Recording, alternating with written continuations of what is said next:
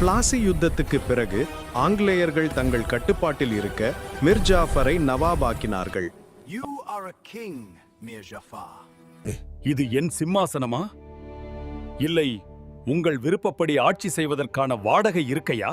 ஆனால் மிர் ஜாஃபர் முழுக்க ஆங்கிலேயர்களுக்கு வசப்படவில்லை.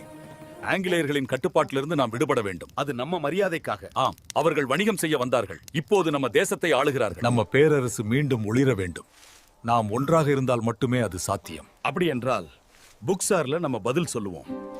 மிர் காசிம், ஷுஜாவுத் தௌலா, ஷா ஆலம் II இவர்கள் மூவரும் சேர்ந்து ஒரு சக்தி வாய்ந்த கூட்டணியை அமைத்தனர்.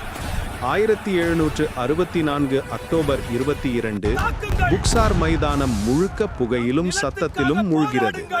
ஆனால் கூட்டணி படைகளுக்கு ஒற்றுமையில், அதுதான் அவர்களது பலவீனம். புக்சார் யுத்தத்தில் ஆங்கிலேயர்கள் முழுமையான வெற்றி பெற்றனர். அடுத்த வருடம் 1765 அலகாபாத் ஒப்பந்தம் கையெழுத்தானது. இது நம் கையால் எழுதப்படும் ஒப்பந்தம் அல்ல, இது நம் அடிமைத்தனத்தின் சாட்சியம். இப்போது ஆங்கிலேயர்கள் இந்தியாவின் நிதி அதிகாரத்தையும் அரசியல் கட்டுப்பாட்டையும் பெற்றனர். இங்கிருந்துதான் ஆரம்பமானது இந்தியாவில் ஆங்கிலேய ஆட்சி.